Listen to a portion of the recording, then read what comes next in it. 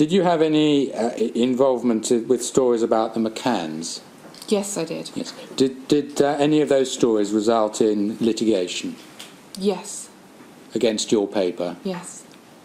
And were those stories of similar character to the stories we've seen in the context of the Express, your sister paper? Yes. And did you have any involvement in those stories, in particular headlines? I would have done, yes. Well, you would have. Well, don't use the conditional. You either did or you didn't. It depends on what headline we're talking about, right. On what day. So some of them, I think your answer is you were involved in some, but not necessarily all. Not necessarily all, no. Right. Why? How did it come about that such defamatory and distressing stories ever found the light of day in your paper? From memory, the source of the stories was entirely coming from Portugal. We had one reporter out in Portugal covering the story, and we were being fed stories by the Portuguese police and press. Well, you're being fed them, but that suggests that it was almost an automatic response that you would include them in your paper. No, not at all. The source of the stories was the Portuguese police and press.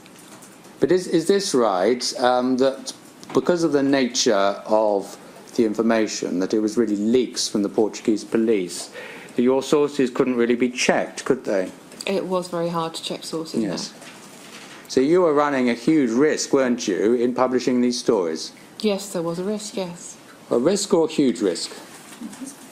It was a risk, and I, to this day I regret what happened in the McCann case, and I can only repeat the apology we published on page 1, very happily published on page 1 to the McCanns for the hurt and the distress we caused them. But of course we understand that, Miss Neesom. It's just the thought process at the time that it must have been obvious to you that not merely was there a huge litigation risk, which you called it wrong, but also that the stories were extremely wounding and damaging. Yes, and that not merely had the McCanns physically lost their daughter, she had disappeared, but the accusation was that they were responsible for that. Now, what was your thought process, if any, as to the ramifications of publishing such stories?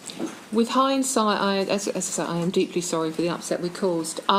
At the time, I honestly don't recall what my thought process was. It was a story that was a huge story. It was the only story everybody was talking about wherever you went, and the interest was huge, and the stories we were getting were coming from what I thought at the time was a reliable source, i.e. a police force. But wasn't the guiding factor then the story was of huge interest to your readers? To everybody. You knew that the story would have the possibility at least of increasing your sales, and therefore regardless of its truth you were going to run it. Is that not fair? I'm not sure that it did increase sales, to be honest with you. I can't remember the sales figures. We ran the story because it was huge. It was the only story of the day. Nobody else was talking about anything. Wherever you went to the supermarket, people talked about it. It was a huge, huge story. And mistakes were made, for which I am truly sorry. So it's the size of the story which is the predominant consideration, and also the impact it will have. Is that fair? Yes, obviously big stories are big stories, yes.